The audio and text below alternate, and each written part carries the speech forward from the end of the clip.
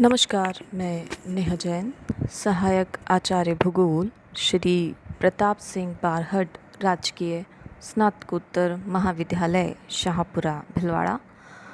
आज का विषय बीए द्वितीय वर्ष भूगोल के विद्यार्थियों के प्रश्न पत्र द्वितीय आर्थिक एवं संसाधन भूगोल तथा एमए पूर्वार्ध भूगोल के विद्यार्थियों के प्रश्न पत्र तृतीय आर्थिक भूगोल से संबंधित है। साथ ही यह अन्य भूगोल के परीक्षार्थियों के ज्ञानवर्धन हेतु भी समान रूप से उपयोगी है। आज का हमारा विषय है आर्थिक भूगोल की आधारभूत संकल्पनाएं, fundamental concepts of economic geography. सभी विषयों के अध्ययन में कुछ आधारभूत संकल्पनाएं और अवधारणाएं होती हैं। ये संकल्पनाएं विषय की सामग्री को सरल ढंग से हमारे सामने प्रस्तुत करती है और इन्हीं के माध्यम से हम किसी विषय के उद्देश्यों और उसकी समस्याओं को समझ सकते हैं। संकल्पनाएं किसी भी विषय की प्रगति को निर्धारित करती हैं। संकल्पनाओं से विषय का स्वरूप बनता है, जिससे विषय की गहनता का पता चलता है। सिद्धांत और संकल्पनाओं में अंतर होता है। सिद्धांत उन अंतर संबंधित वक्तव्यों को कहते हैं जो किसी परिस्थिति विशेष की व्याख्या में प्रामाणिक सिद्ध होते हैं और जिनके आधार पर अन्य क्षेत्रीय तथ्यों की गवेषणा की जाती है, जबकि संकल्पना विषय का स्वरूप और उसके आधार को बनाती है।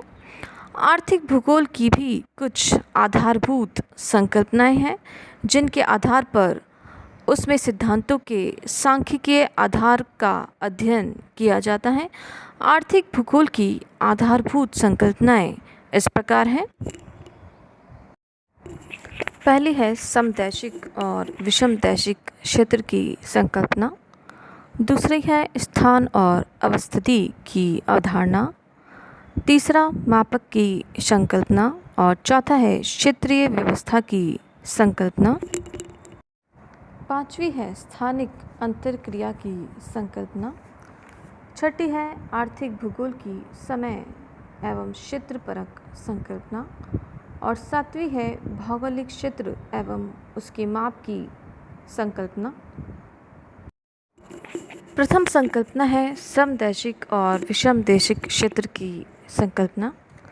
समदैशिक अंग्रेजी के आइसोट्रॉपिक का पर्याय है, जो ग्रीक भाषा के दो शब्द आइसोस और ट्रोपोस से मिलकर बना है, जिसका तात्पर्य आइसोस अर्थात समानता या बराबर होना से है और ट्रोपोस का अर्थ धरातल से है। भूगोल में इस शब्द का सर्वप्रथम प्रयोग हैंगर स्टैंट नामक विद्वान ने किया था। इस सिद्धांत को सैद्धांतिक भूगोलवेत्ताओं की प्रयोगशाला भी कहा जा सकता है, क्योंकि समदैशिक क्षेत्र वास्तविक विश्व में कहीं पर भी देखने को नहीं मिलते।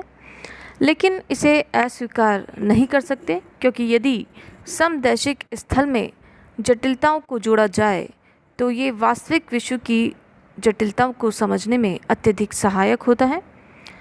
यह संकल्पना गणितीय विचारधारा यूक्लिडियन 2 पर आधारित है,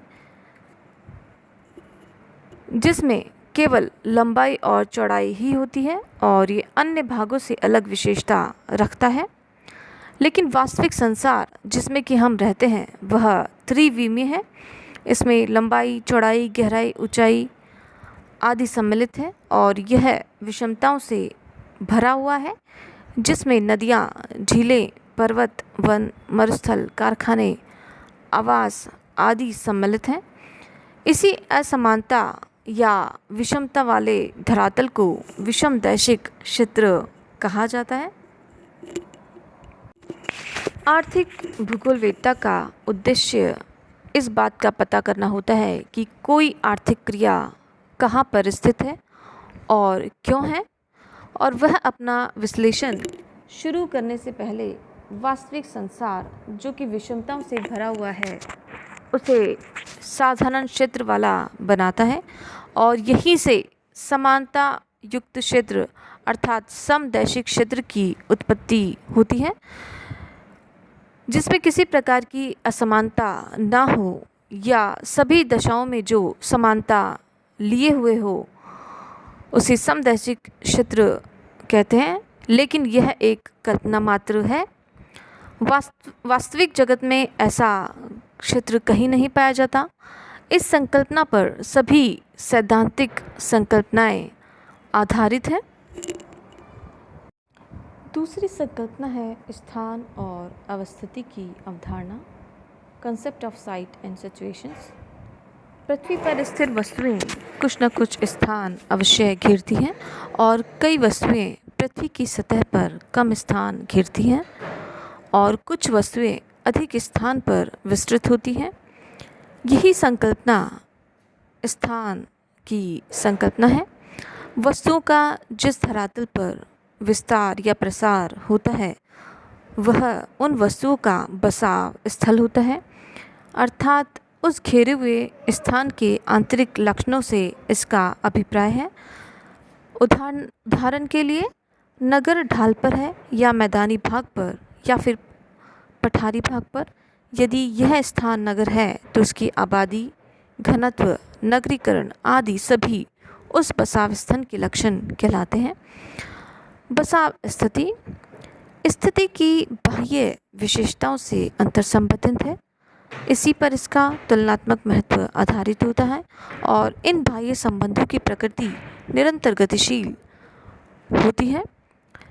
स्थान किसी स्थिति के आंतरिक संबंधों को बताता है, जबकि स्थिति बाह्य संबंधों को परिभाषित करती है।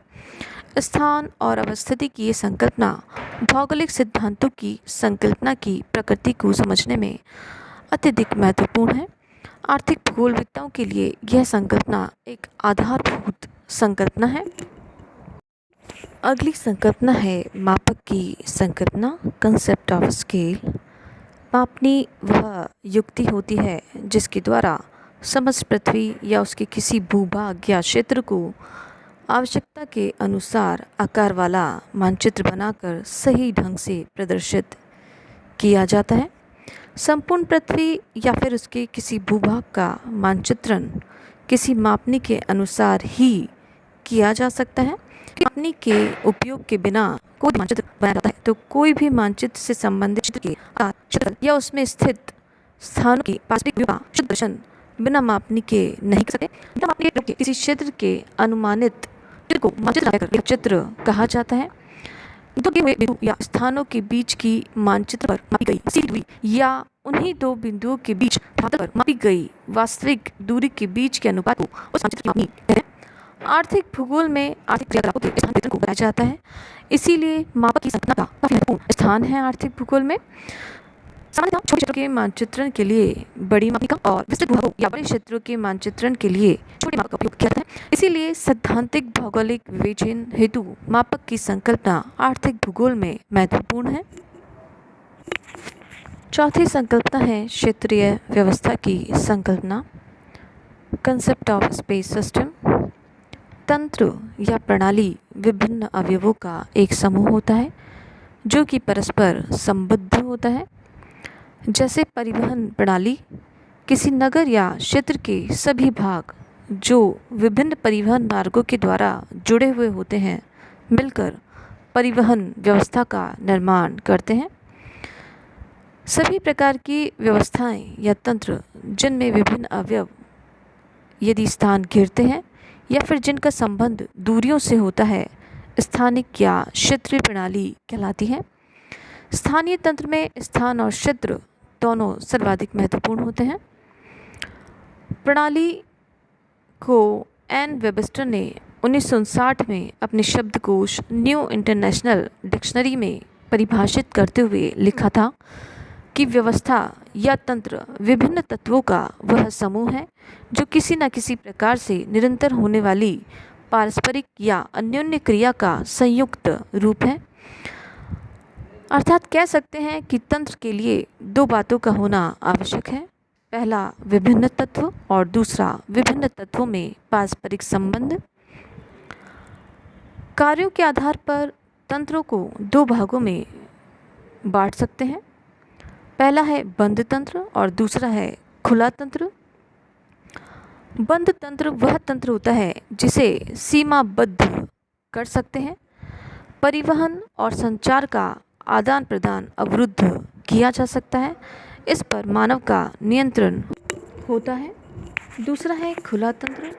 खुले तंत्र में विभिन्न तत्व एक दूसरे से संबंधित होते हैं, अर्थात वह व्यवस्था जिसमें प्रत्येक अंग किसी न किसी अन्य अंग के द्वारा संचालित होता है खुला तंत्र कहलाता है और इस पर मानव का नियंत्रण नहीं होता। जैसे कि शारीरिक तंत्र। मानव शरीर एक तंत्र है जो कि स्वचालित है।